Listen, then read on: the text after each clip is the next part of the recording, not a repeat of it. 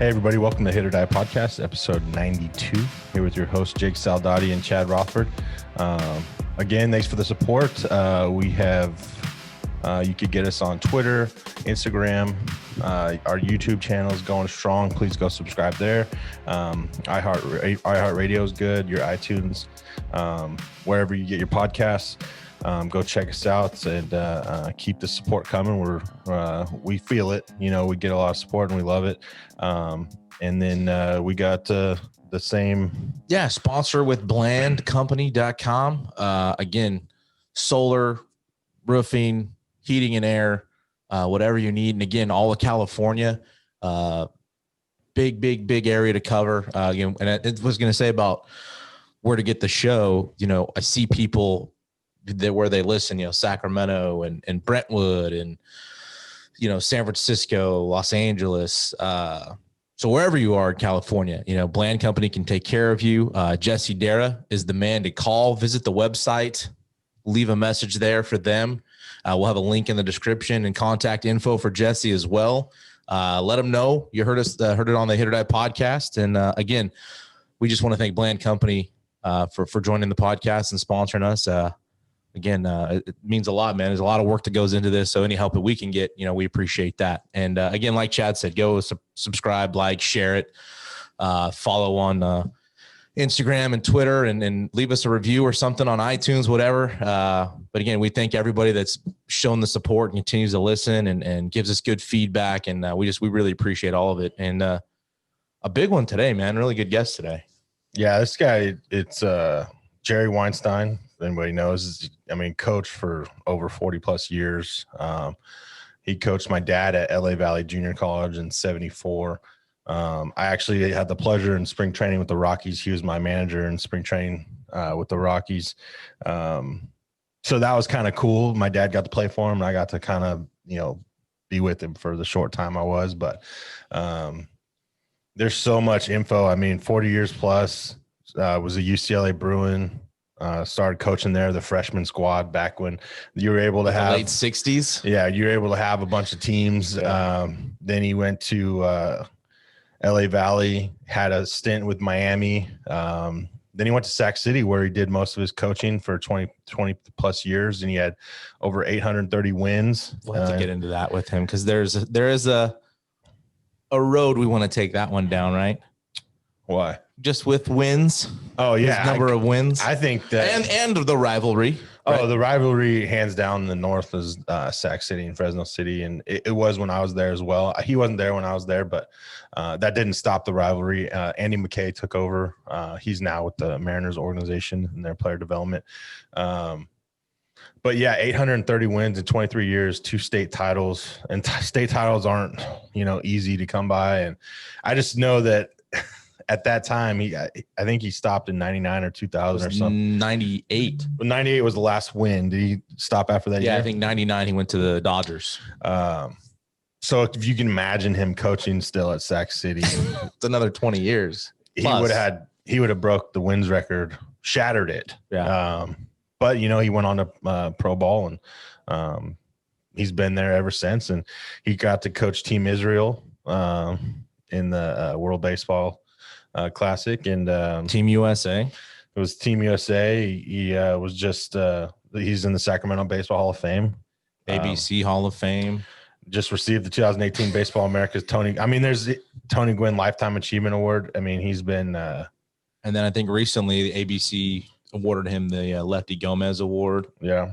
He's been in the Olympics he coached, Cape Cod. Yeah, minor league baseball, Major League Baseball, you name it. Yeah, and he's got his Twitter page is fantastic. If you don't follow him, I suggest you do. He's an author. He's got a YouTube channel with videos of all kinds of stuff. And you know what I like him most, and is a lot of detail, man. He's really into the little things.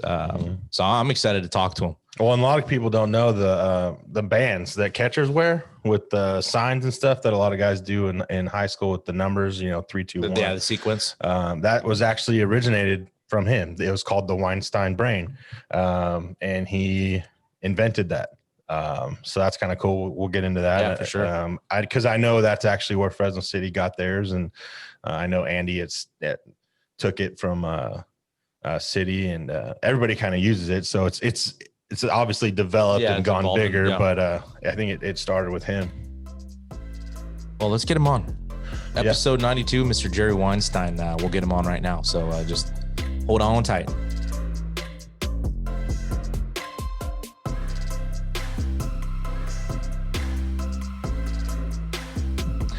Hey, everybody. Welcome back to the HIT.OR.DIE podcast, episode 92. Here with your hosts, Jake Saldati and Chad Rofford.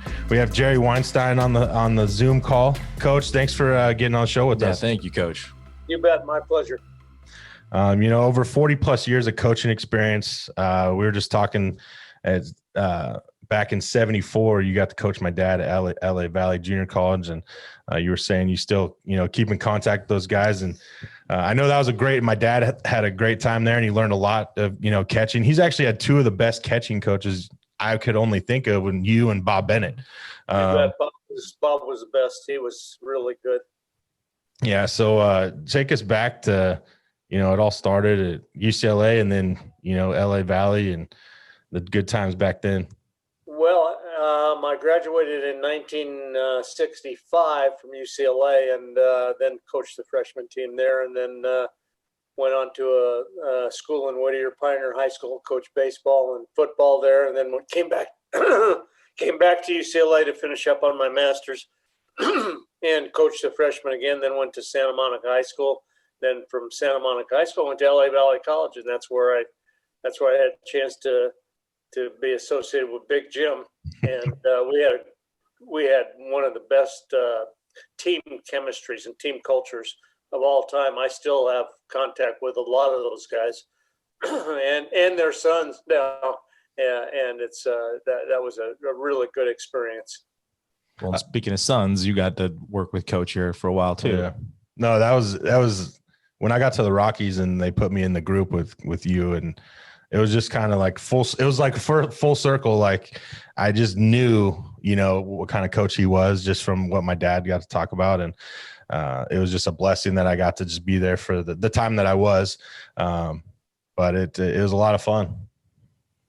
It's interesting. You go full cycle, and now I'm starting to run into grandkids. That makes it triply interesting. I was going to say, last week the baseball world lost the Hall of Famer and Tommy Lasorda. And I read a tweet and I thought it was pretty funny. The guys kind of said, everybody kind of has a Tommy Lasorda story. And luckily I had one. And I just wanted to ask you, did you have any stories or do you have any memories of Coach Lasorda? Oh, I have lots, because I was with the Dodgers from 99 through 2001 I started out as a catching coordinator and then became the director of player development. Part of the player development job was Tommy would go with me a lot to affiliates, and he would do promotional work and sit in ballparks and sign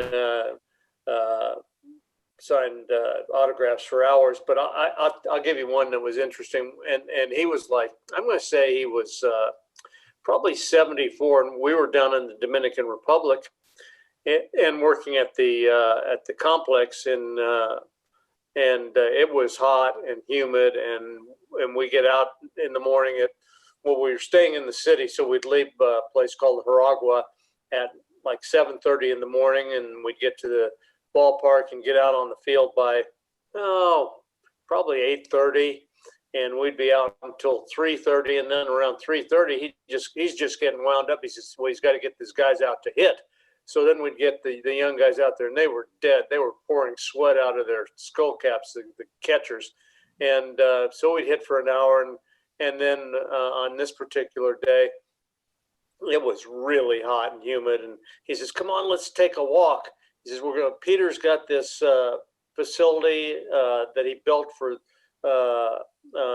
down the road from Campo Las Palmas, and we got to go check it out. And it was for a group of, I want to say a group of Haitians or poor Dominicans. He had built a school type complex, and so we walked our way down there, and we probably walked for 45 minutes. We never really did find it, and so then we're walking back, and we get caught in a thunderstorm, and we are drenched, and people are driving by. And Lasorda is a very recognizable guy in the Dominican because he managed down there, and he's been spending a lot of time down there. People are stopping and asking if we needed a ride, and I want to say yes, and he says no. And we walk all the way back to the complex, and we change and shower, and so we drive back to the hotel, and he's taking a nap, and he says, "Hey, 7:30, we'll meet you at the restaurant, and we'll go out and we'll have dinner, and then we'll go to a ballpark in the capital." And so we go.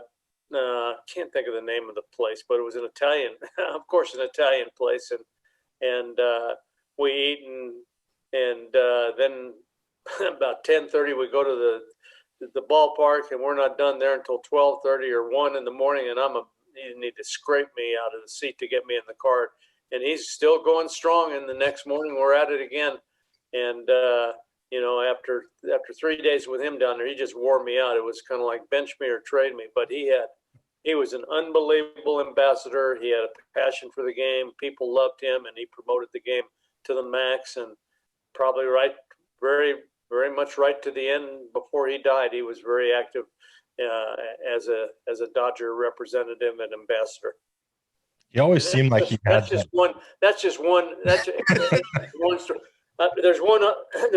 He was an unbelievable foodie, and he ate copious quantities of food. And we were down in San Antonio with our AA team down there, and we finished the game. He says, "Come on," and we finished around 11 o'clock, and he gets the manager, Jimmy Johnson, got JJ, and he says, "Come on, we're going. There's an Italian place out here, Tommy. It's 11 o'clock." He says, "Oh, it'll be open." And so we drove 45 minutes outside of San Antonio. It wasn't down on the Riverwalk or anything. We find this place, and they have all the chairs up on the tables, and they're closing up, and he bangs on the door, and he's a very recognizable guy. And so they open it up, and they feed us. And we get out of there. I can't tell you what time we got out of there. And the next day, I'm standing out there in the outfield. We're out there kind of shagging, and we're talking. "Hey, man, that was a great place last night."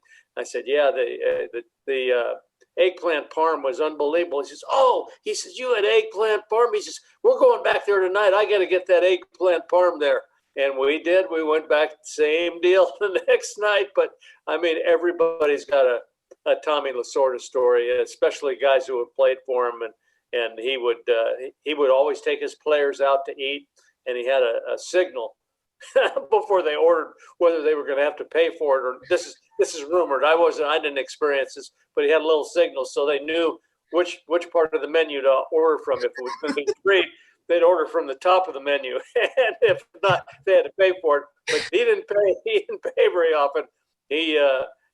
But because they knew that the next day he'd be on some radio show or TV show, and he'd be talking about their establishment and how good the food was there, and everybody should go there. And so they benefited by and he wasn't cheap. I'm not trying to say he was a cheap guy. He wasn't, but he prided himself in being able to eat for free. Just, it was almost a game, but he was an unbelievable consumer of food, and good food too. Yeah, I mean, that's, if I were owning a restaurant, I would just want the pride of saying, "Hey, so-and-so ate here, Tommy Lasorda had, would come here for lunch often," or whatever it may be. So yeah, it seemed like till he passed away, he was so infectious and like just upbeat and had fun. He just and maybe that's why so many people had a story. He was just a real people person. Well, and he's a different guy. I mean, he's not like the regular run-of-the-mill guy. I mean, he was anointed with a whole different DNA relative to his passion for the game and his emotion. His emotions run high and low, and he was very transparent. There was no guesswork as to where he was at a particular point. At one point, he was famous for throwing out a number of expletives in his team meetings. And this is a story. I wasn't there, but they had a pool as to how many F-bombs he was going to run out there, and they had the pitching clicker, and finally he figured out what they were doing, and I know what you guys are doing. I know what you guys are doing.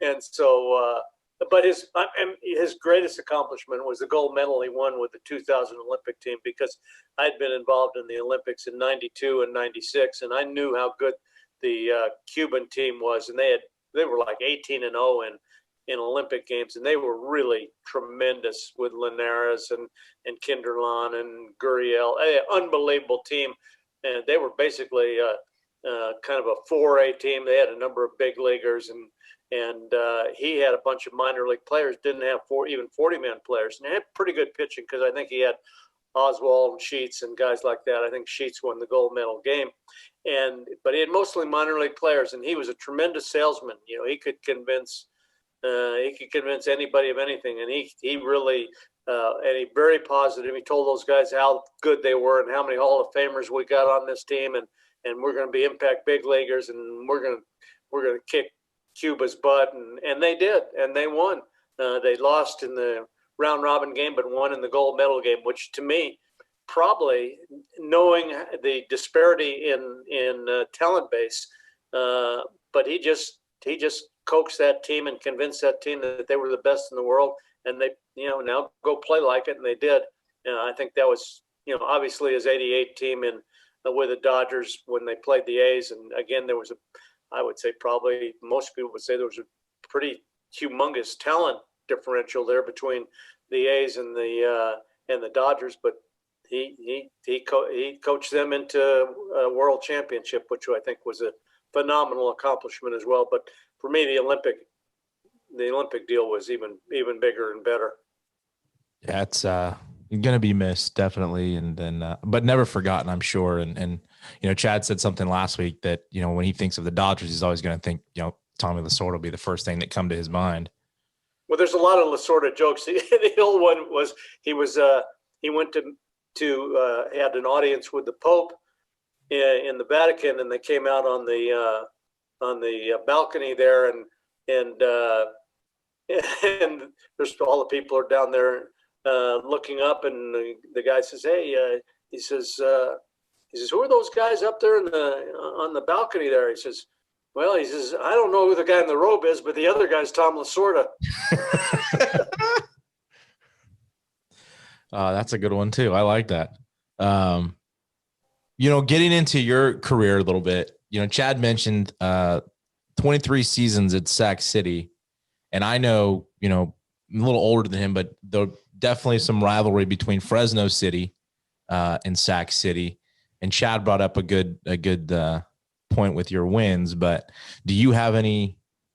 Well, he was gone when you were there, but he was gone when I was there. But I knew he was there just with my dad and stuff. But I think, Andy McKay took over after you and kept that rivalry going and kept that the talent going. And as long as they could, I think Ron Scott's done a great job and tremendous. And, Andy McKay after you, just keeping that talent going as far as they can. And I know junior college baseball isn't anything like it used to be.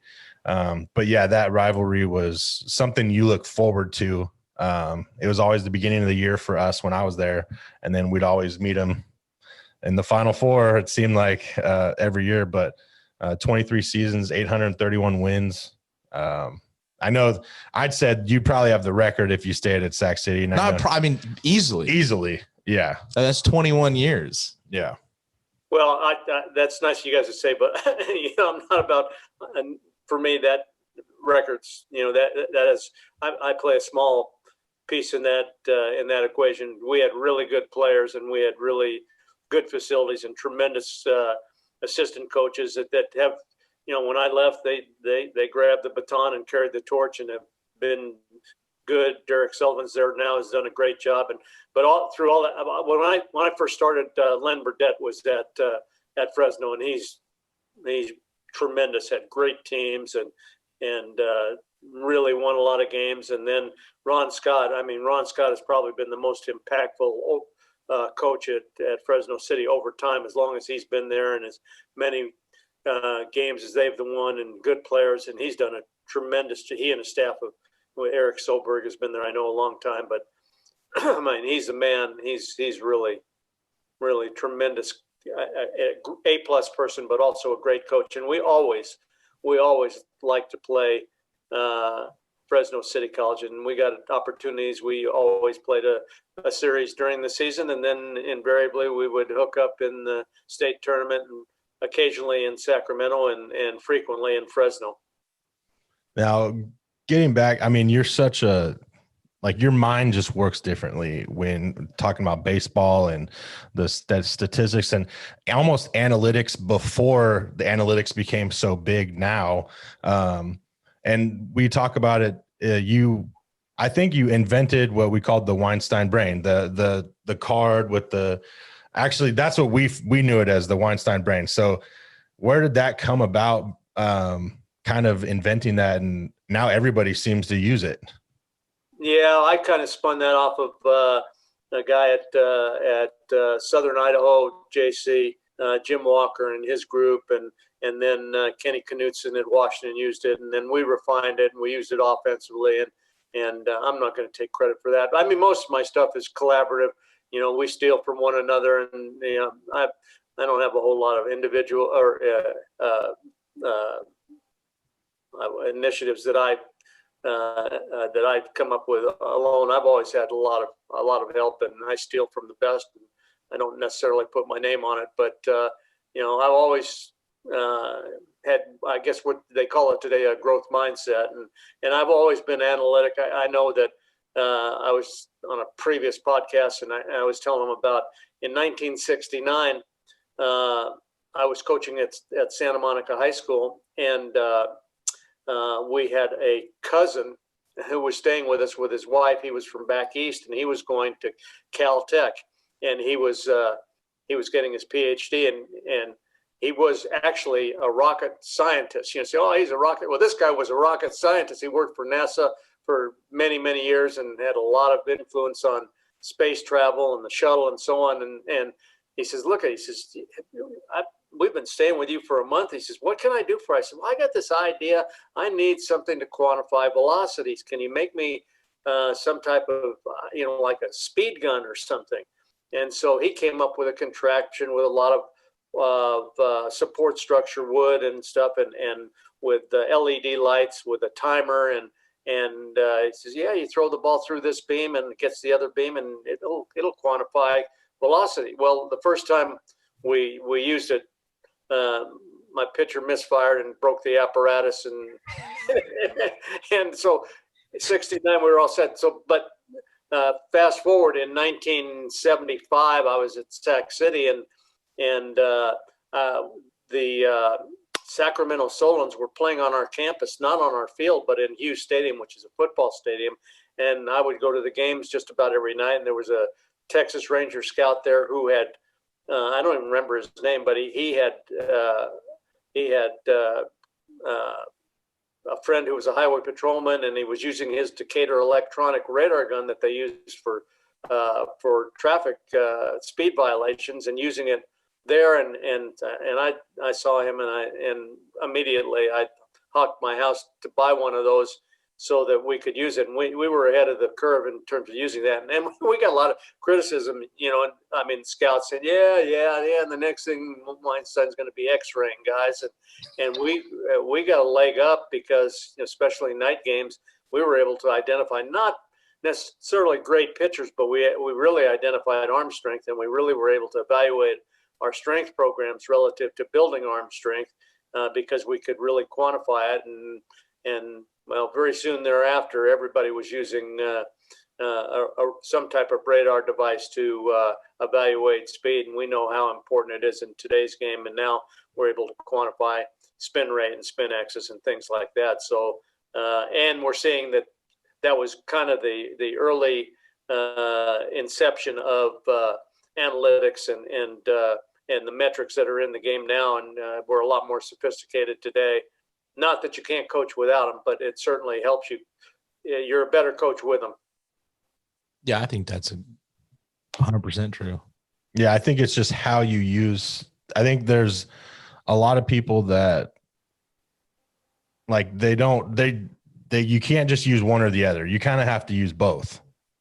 Is that the time to utilize your analytics and in the development process and analyzing movement and efficiency and so on? there's a real place for a lot of the Rapsodo, TrackMan, 4D motion, K-Vest, that type of stuff. But when the game starts, you better use your eyes and you better use your experience and your instincts, because it's a pitch by pitch game and you're continually adapting and adjusting, not necessarily based on data, even though data does come into play.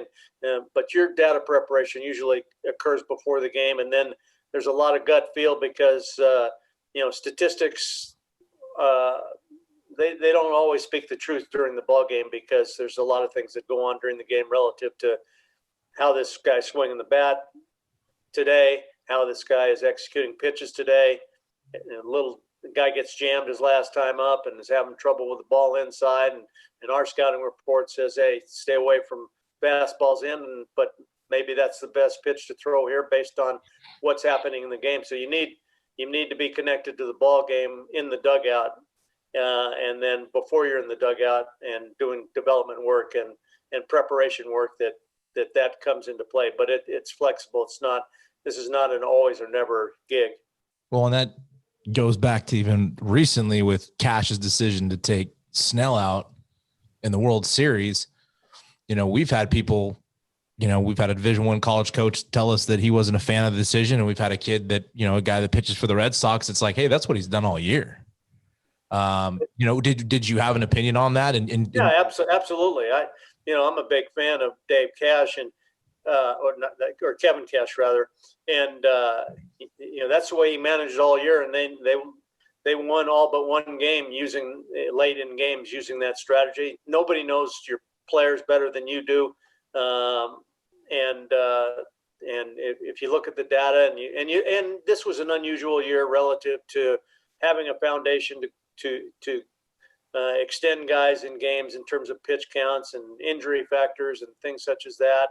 And the bullpen, that's how he utilized his bullpen. And they won because of the way he used his bullpen, and they had been successful. I think probably the guy he brought in at that time might not have been the guy that he would bring in the next time. Knowing, obviously, you have 20/20 hindsight after the fact, but he had scuffled a little bit, and they might have gone in a different direction. But no, I never criticize a manager for a decision, because he's not just pulling out of his rear end. He's got a real good reason, and he's got a history, and there's a backstory there. And anyway, it's always, they love you win or tie. If it works out, you're a genius. If it doesn't, you're a dummy, and that's unfortunate. Yeah, I thought he handled himself extremely well with it too, and I think I saw both sides of it. And as a guy that's not been at that level, that doesn't see what they see, that doesn't get to see the data they have or how the guy's feeling that day. I mean, again, after making comments, it's like, well, who are we to comment or come down on a guy like that who knows everything in that moment that was going on? They have a plan, they have a strategy, they have a scheme, and ultimately, as far as managing a pitching staff, you're always going to err getting a pitcher out a pitch too soon than a pitch too late. And that's what he was doing. And it had been successful for him all year. And, he stuck with his guns there. I don't know, how I would have handled that situation, probably the same way as him. Yeah, no, that's just curious. That's all. You get a guy that's been around the game for so long, especially in the big leagues and in every level. I just love to pick people's opinions on certain stuff like that. And I was watching a presentation that you gave. I don't know when it was. It might've been, I think you were at Cal Poly at the time, but it's been a little while, but you mentioned about coaches, sharing their kids' success or player success, or when they see success, encourage that part of it, or putting them in situations to win. Oftentimes scouts or coaches see the negative, what a kid doesn't do well, right? Instead of recognizing the things they do well. And I was thinking about one of our guests. If you haven't listened to episode 32, you should, but it was a gentleman you recruited, was Thomas Eager. And you bet. I don't think in high school he was a pitcher. And I think the story goes. Well, he was a two-way guy. He was a pitcher and a third baseman. He thought he could hit a lot better than he really could. And we liked his arm, and we liked his makeup because he was a competitor, and and he was, he had an edge. We recruited him as a pitcher. We probably told him that he could hit if he could hit.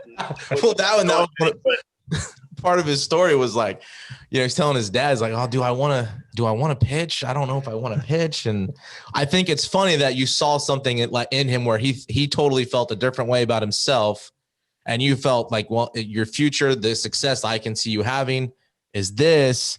And now he's making a living at one of the top programs in the country as a pitching coach. It just, I don't know, just kind of, again, full circle. I loved that story. And I kind of saw that with Thomas, and you're right. He definitely has an edge to him.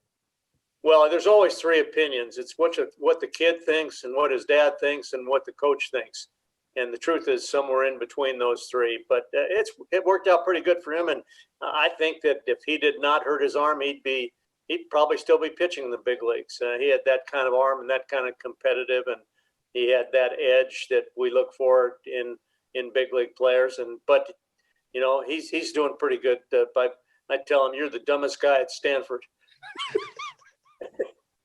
I mean, he went to Cal Poly. Yeah, the Cal Poly is not like anybody can get in there. Oh no, I was being facetious. No, he's a very smart guy, and he's got life skills, and he's got a great personality. His players trust him, respect him, and he's a tremendous instructor, and he's probably not the dumbest guy there. No, I definitely could see him being a head coach fairly soon, running his own program if he wants to. No doubt. It'll happen sometime if that's what he wants. Again, also going back to your levels that you've been involved in, from high school, JC to D1 to MLB to international to minor league baseball, to where the game's at today. You've seen it change a lot. How do you feel about where the game is at, the way it's played or not played? Is it just one of those things where people need to just adapt to it, or the people that fight for some of that old school, you posted something on Twitter the other night of a guy, lefties, drag bunting, just, in breaking down, getting it past the pitcher and little details where you don't, other than your video, I don't know when the last time I've seen that.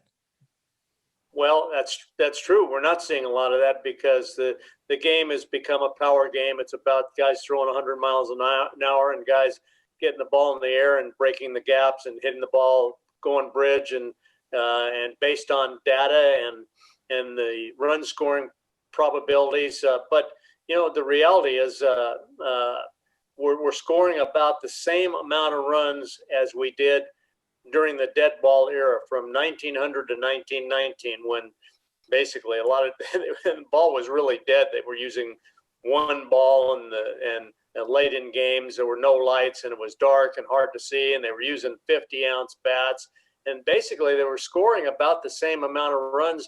And during that period, teams averaged like 300 and some home runs, or the league hit 300 and some home runs. Now they've hit 8,000 home runs, and obviously there were a lot more strikeouts and many fewer strikeouts. I mean, guys like Joe DiMaggio hit more home runs than strikeouts, and Joe Sewell struck out 4 times one year.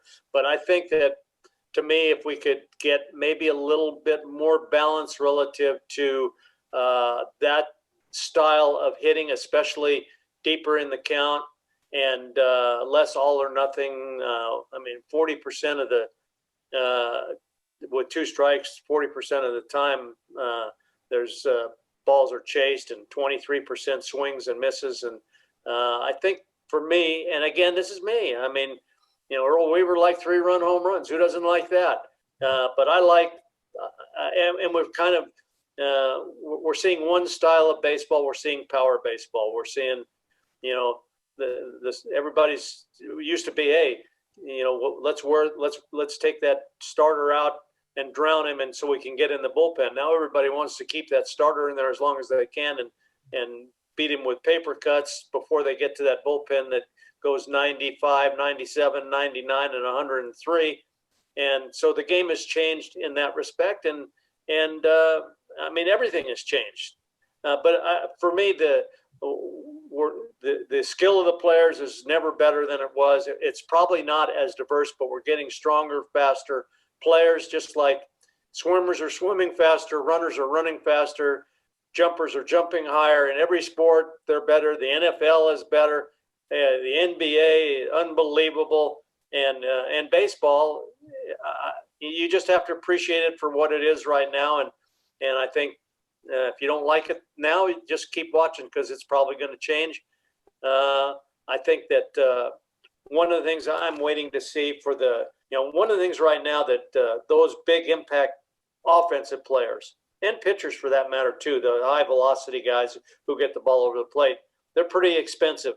And it's almost we're at the point where we can't, a lesser budget type team, middle lower budget type team can't afford to pay big money for one or two players and have such an imbalance on their team relative to salaries where one or two guys takes up 30 to 40% of their salary. And the guys that are really cost effective today are the less impactful run defensive guys. And so maybe some team, and they're really more cost effective. It's not like they're free, because the average big league salary is like, I don't know, maybe $4 million now, between 3 and 4, I don't know. But those big, I mean, look at the money that guys like Nolan Arenado are getting, and Trout, and the $30+ million, and guys like that. But there are a lot of value guys out there that with their defense is going to help you because it's going to help your pitching, and B, with their run tool and their diverse offensive skills, they present some challenges for the defense. And again, it's more about having length in your lineup and passing the baton, but having less impactful power. And I think that's the game I enjoy coaching the most. I have no aversion to guys that hit home runs. I love when guys hit home runs. That's the best offensive play in baseball. But the frequency is not as great as we like it. You take a guy that hits 30 home runs, which is kind of a standard for a guy with power, and he's going to have 600 at bats, and so he's going to hit a home run, 5 home runs every 100 at bats. What's happening in those other 95 at bats? And and tremendously high batting average on balls in play. I would like to, I know as a manager, when you have a situation where you've got options, the more options you have for a situation, the better chance you have of aligning that guy's physical tools with the situation. If you got a guy, well, we can't bunt with this guy because he can't bunt, and he ain't gonna make a productive out here, and we can't hit and run. So basically, all you do is roll a pole and try and drive the ball. And if you have some other options, which probably are necessary in certain situations with guys with the kind of breaking balls that guys are throwing now in terms of velocity, and with all the data on seam shifted wakes and spin axis and spin rate and all these other things, there's all kinds of tools that are helping the pitchers. And the pitcher started out with an advantage anyway. You're going to be out. The 68% of the time you hit the ball in fair territory, you're going to be out. So I mean, for all intents and purposes, if the pitcher would be the casino, and the casino always wins. And so now, when you got a few more options and we have a more diverse tool set, I think that helps you match up the situation better for individual players relative to what's happening in the game, and you're not kind of married to one thing, like get the ball in the air and hit it at 95 miles an hour plus, and it's going to carry out of the ballpark, and there's no defense for that. I like thinking of that. Like I hit home runs, and I also hit for average and stuff, but I like seeing players like LeMahieu, like that can hit to all fields, that can, work the bat. He still hits for power, drives in runs. Those are the guys I like to see.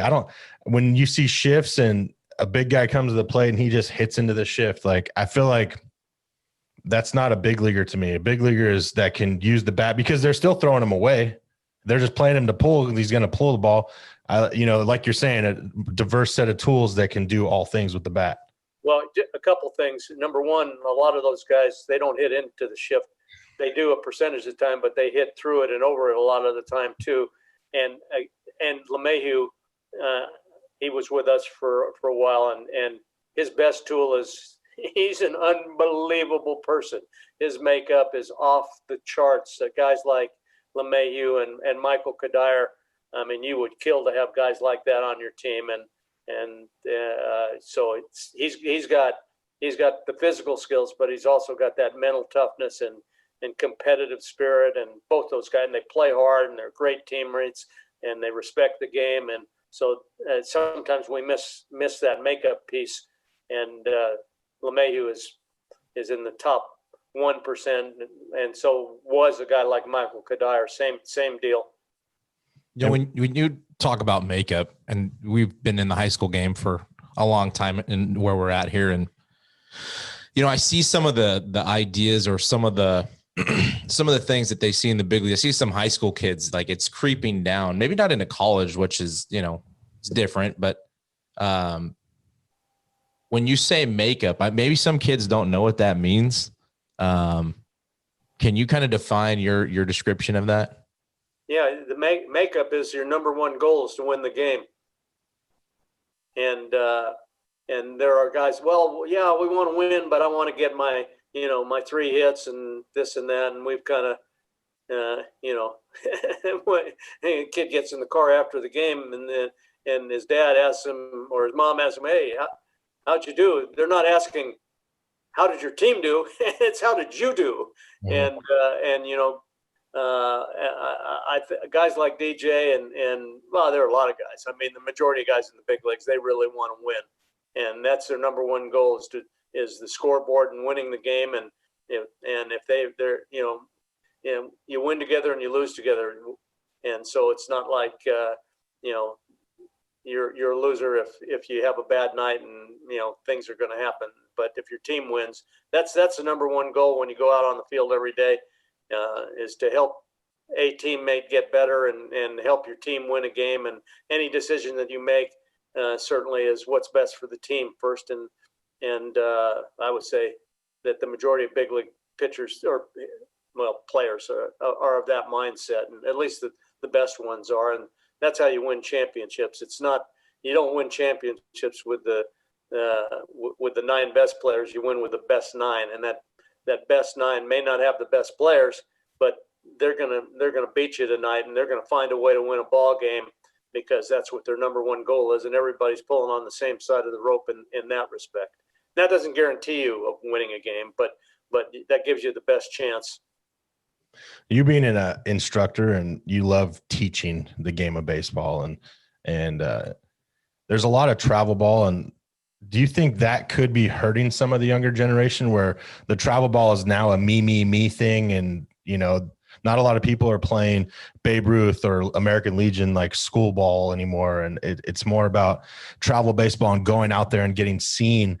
And do you think that might be hurting the younger generation where it is just me, and they're posting on Twitter all of the things about them rather than kind of taking a step back and just getting better and like working hard? I don't know. I don't have enough experience in that area. I think the one thing that is suffering in that is that they're just it's becoming an individual game. I'll play good, but the how to win awareness and the game IQ things are not necessarily being taught. Now, I hate to generalize because I know I have friends that just like any place else. A percentage of them are really good in that respect, and some of them are not so good. My biggest argument with that travel ball thing is that it costs money, and that there's a segment of our baseball populace that can't afford to do it or don't have access to it. It's not in their community, and they're losing out on a lot of those reps because they're not getting that. And I'm not talking about exposure, but I'm just the ability to play, and then the one thing, young players don't go down to the ballpark and meet up with 19 or 20 other guys and play games. It's got to be organized, and now you got to travel, and you got to spend money for housing and gas and equipment, and you just can't go down to the park and play the game. And I think that and there's a lot of reasons why that's not happening in today's environment, but I think that that is missing, and that's where those guys that have fewer resources and less opportunities to be involved in those travel groups. And I'm a product of American Legion baseball and playing within town, and now that's not so much available. Yeah, and I think the competition's tremendous in travel ball. They're playing the best, and I think sometimes though too, you've got it's really easy when your team's loaded, and when that same player goes back to his high school team that's average, well, what kind of player is he then? And I've seen as a high school coach sometimes where a kid doesn't play with his high school team all summer, and the incoming seniors are like, this guy does. And maybe that's on the coach to bring them together or to not have any division within their team. But there's moments within I've seen, and that was more so when travel ball was growing. It's not recently because most kids play. But I would see, some division within teams. And I was always afraid, hey, this team can really do some damage if we come together. And I would see it, divide players. So I don't know. And I think also the guy that suffers is the kind of the late bloomer. The guy that is slow to progress, and he doesn't get that opportunity because as a young player, he's probably not one of the better guys, and he doesn't get to play on those elite travel teams. And I think one of the problems, I think that, and this is going back many, many years, but all the coaches were teachers at the school. And now there's a lot of walk-on coaches, and, they're kind of doing it. They have 2 or 3 jobs. And I know that when I coached at Santa Monica High School, we had a summer team, and we finished our season. And then we had all the older guys went and played wherever, and we would maybe have 2 teams. I would coach the Legion team for the older guys, and then we would have a senior Babe Ruth team for the younger guys, and we just go out and play as many games as we could, and it never stopped. And now the coaching in the high school is more. There's less connection because a lot of the high school coaches are kind of walk-on guys, and they're kind of transient there 1 year, and they're not really building programs. They're building resumes in a certain respect, and that's just my take on from the outside looking in. That may be totally wrong as well.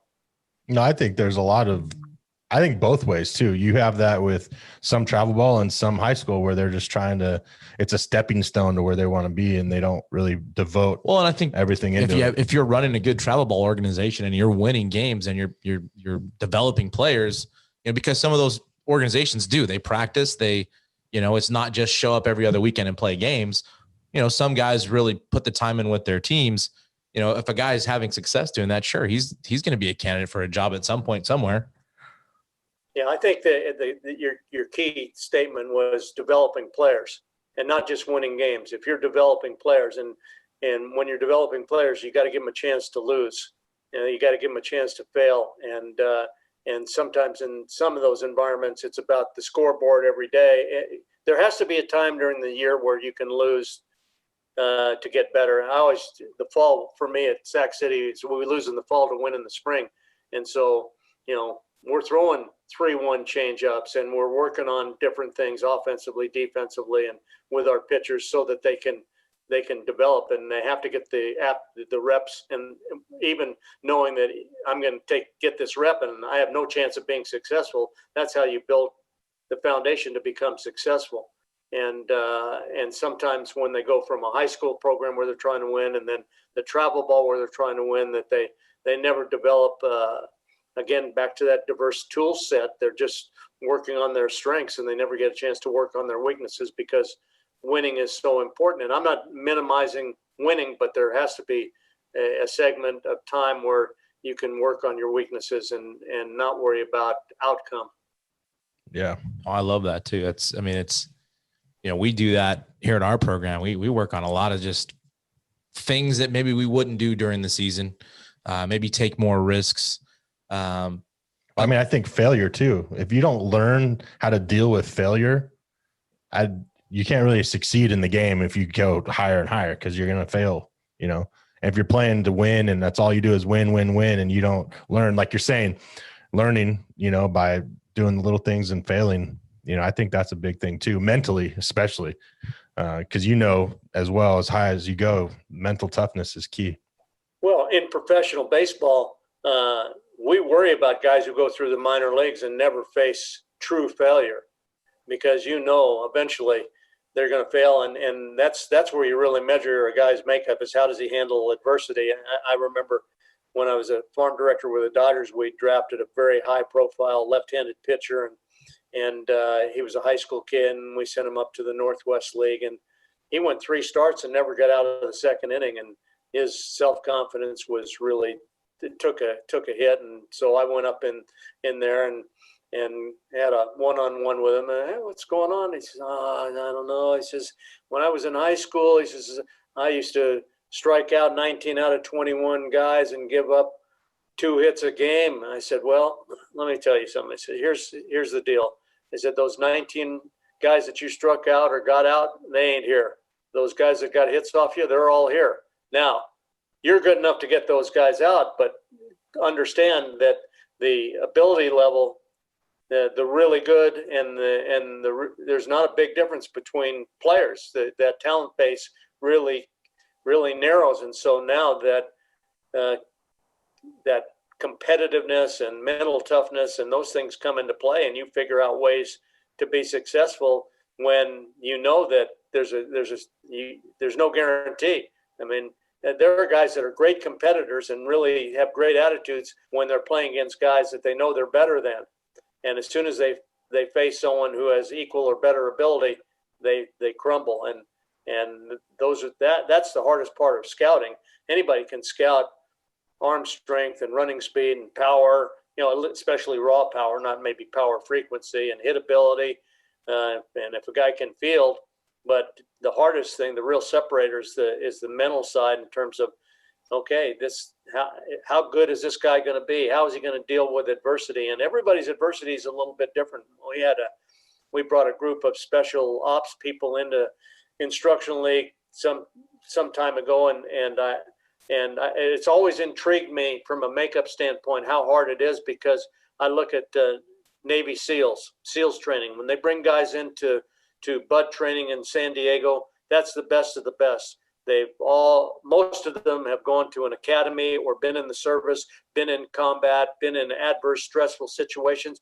They go to buds training and they come out, and every guy that's selected they feel is going to be a Navy SEAL, and yet 80% of them, I don't know what the exact number is, but it's a real high percentage, they ring out and they can't do it.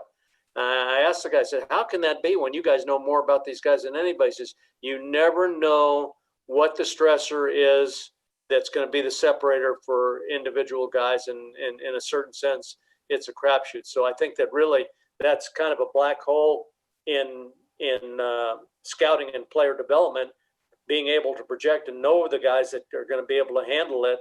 And the black hole is wide open for the neuroscientists and people who are able to evaluate makeup and let you know whose brain cells are holding hands better and who's going to be able to do it under duress. And there are 5 or 6 firms right now that are really right on the edge of being fairly accurate in that area. It's interesting because I'm thinking about a first-round pick out of high school, investing that kind of money into a kid that didn't play JUCO. You're hoping, you're kind of, almost like you're guessing, you're putting down a bet and to see if they can develop into that. I mean, how much of that goes into a kid like that when you're drafting a kid that young and investing that kind of money? I mean, obviously they do their research and homework on these players, but when they do make that draft, is there time spent on, obviously throwing them into rookie ball or the fire and working on the mental side of that game for them? Well, I mean, before that even happens, every organization has a process relative to that kid's ability to deal with adversity and makeup and stuff like that, so that you can really project that guy's physical abilities to be what you hope they will be. And you can be pretty sure what the in most cases. I think power comes late with a lot of guys, and now velocity is coming later, especially with a lot of the different overload programs we're seeing, and better biomechanics and better concepts relative to developing power. But it is somewhat of a guessing game, and that's why you're seeing more and more college players that have a bigger resume and more track record, and it's more predictable. That's why you're seeing more of them drafted earlier. Not that the elite high school guy is not going to get drafted in that first round or upper first round, but I think the lean is towards the older player who has a track record. It's more predictable relative to injury history and progress and progressions, and you've seen him in more. You've seen more innings, more games against a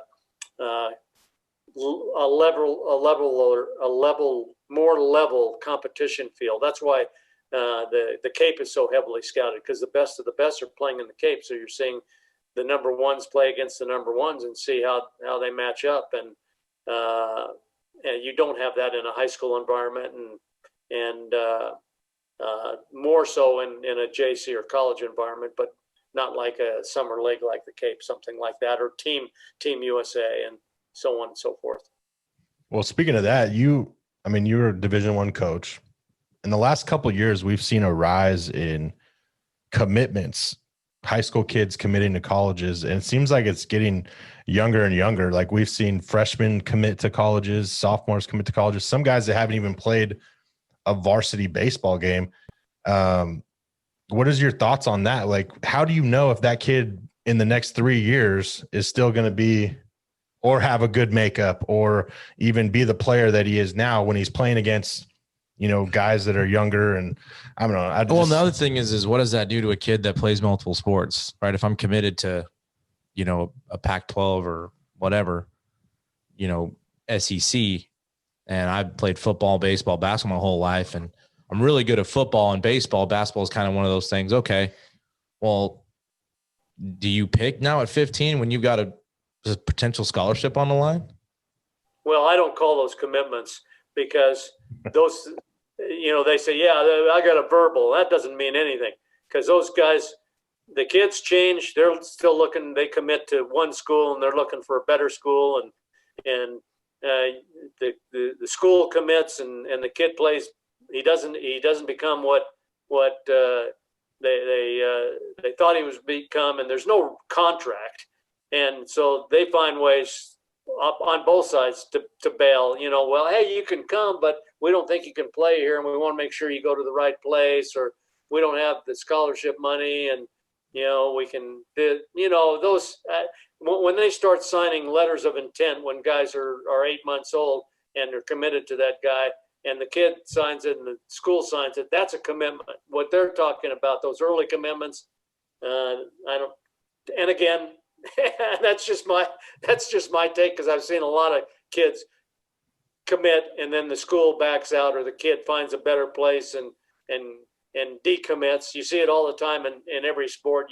You see it a lot in football, where the big news is the guy decommitted, not that the guy committed. I think it's just such a big thing too, or that's so personal. Why would you do that now as a 15-year-old and not wait till you're a senior? Well, I think that's the point. The focus isn't on, that this kid committed. It's that there's still other opportunities out there. Yeah. And I mean, what 15-year-old kid can make that decision? From where we are, I want all our kids that represent the Valley to do well. Yeah. Not when we play them on the high school diamond. I want to beat them. But outside of that, any success they have is success for our community. So that's what ultimately I'm all in. But I don't want a kid to also potentially shove other opportunities to the side because of one opportunity or two people saying they want you. I don't know. Well, just from an outsider looking in, it just seems like it's a flawed process. Now, there are certain schools when they commit. That's not everybody. And certain kids, when I'm going to Northwest Southeast U, and they go, even if Notre Dame comes in, or USC or UCLA or whatever. Hey, I know a lot of guys We had a guy a couple summers ago in the Cape who had committed to a Division II school in Florida, Florida Southern, really good player, first baseman, and Florida State came in late and offered him a scholarship, and he says, "Nah," I already made my commitment. I told, and he's going to a good school and has done very well, and wherever, if you're any good, no matter where you go, you're going to be seen and found, whether you were a travel team player or not a travel team player, or a SEC player or a SWAC player. Doesn't matter if you're good. There's enough coverage out there. There's no hidden players. There's no Sid Finches hanging out there that are throwing behind a 17-foot fence 115 miles an hour. There's no hidden guys. For the most part, I'm sure there are certain guys that pop up late, but they quickly become the flavor of the day or month or week or day, whatever it is. So really not a big factor to me. But again, it is a flawed system, the way these verbal commitments go again, and I haven't been involved in the college game for 13 years. And so from an outsider looking in, and those early commitments were not something that was going on when I was at Sacramento City College. Matter of fact, most of our guys committed late. Yeah, back then the draft too and the commitments, it was just a different time. I just think it's more about me nowadays. It's me, rather than you're a freshman, you can't take your visits. I think you should weigh all your options until November of whatever of your senior year to sign that letter of intent. And I feel like a lot of people aren't doing that because they're just so excited to put it out on social media that they committed somewhere. Yeah, to me, the biggest thing that a commitment becomes a commitment on both sides. And I don't care when you do it, but when you say, "Hey, we're going to give this guy a scholarship," you're committed to give that guy a scholarship. When that kid says, "I'm going to your school," you're going to that school. But it happens all the time where elite players are committed to a 4-year school, and then all of a sudden their draft stock goes up, and they don't want to get tied down for 3 years or till they're 21. Maybe they'll go to a community college or an academy or take a gap year or whatever. But and you see it maybe in other sports more than I certainly see it in college basketball, where guys go play in Europe that first year or I don't know, whatever. But and that even that is a small percentage. But again, I like commitments to be commitments. Yeah, I agree. No, I love that.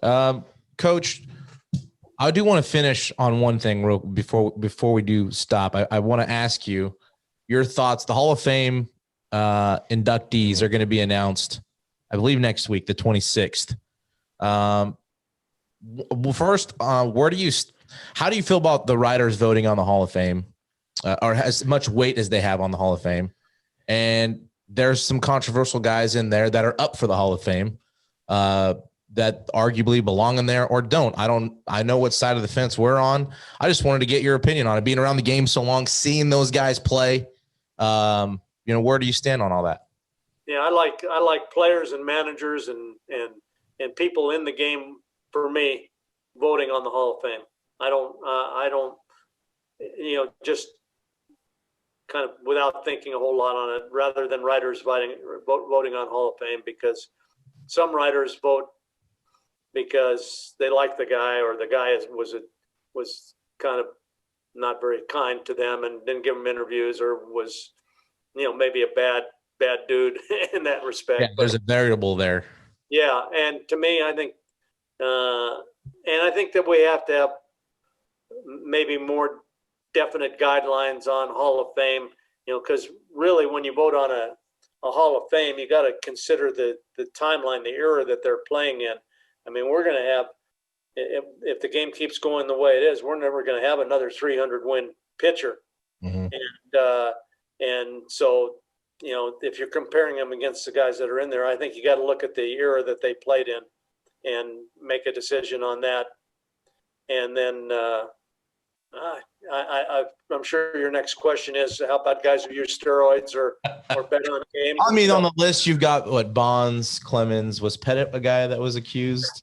I mean, you could say the mid 90s, early 2000s. I mean, you could say anybody and everybody might have done something, but I just feel like I'm a yes on those guys. Because I feel like there's guys in that were part of all that too. And I don't know. I mean, Barry Bonds, there's no doubt Barry Bonds was a Hall of Famer when he was in Pittsburgh before he allegedly did stuff in San Francisco. I mean, hell, Barry Bonds was a Hall of Famer when he was at Arizona State. There was no question. But I think the thing that is kind of bothersome is what you said. Without testing, who knows who was using what? Who knows who was doing what? And we just have to assume that was I'm assuming that most guys did not use enhancements, but the ones that did, and I also am thinking that probably more people, like you said, there are people in the Hall of Fame that enhance their play with drugs or whatever it was.